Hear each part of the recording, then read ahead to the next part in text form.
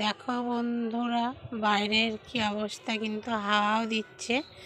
এত গরম, ওকে আমি বাইরে নিয়ে এলাম।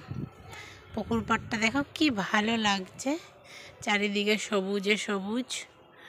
আর তোমার এইদিকে রোদে ঝলমল গাছপালা। ওই দেখো দূরের ওইগুলো হচ্ছে আমাদের এই বাগান, তাদের মল্লিকদের বাগান। দেখতে পেয়েছ কি সুন্দর আকাশটা, দেখো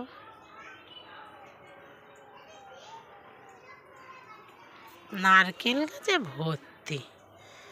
এই দেখো ওই যে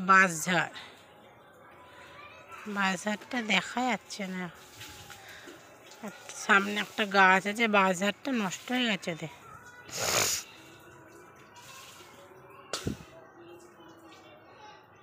এই দেখো আমাদের পুকুর পাড়ে কতগুলো শাক হয়েছে, এগুলো বলে ছেচির শাক। আগের দিন কচুর শাক কাটলাম এইখান থেকে। এই দেখো আমি খেয়াটাকে বেঁধে রেখেছি, আমি এখন কাজ করব, তাই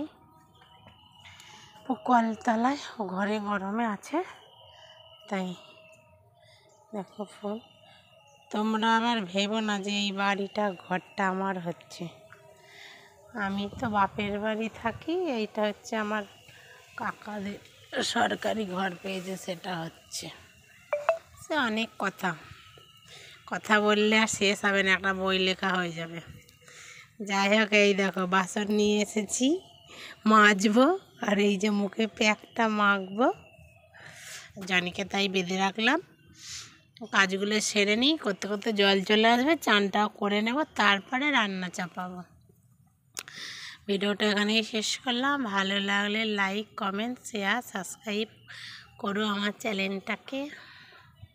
শুভ সকাল, এখনও 12টা বাজেনি, তাই এখনও সকালই আছে। ওই দেখো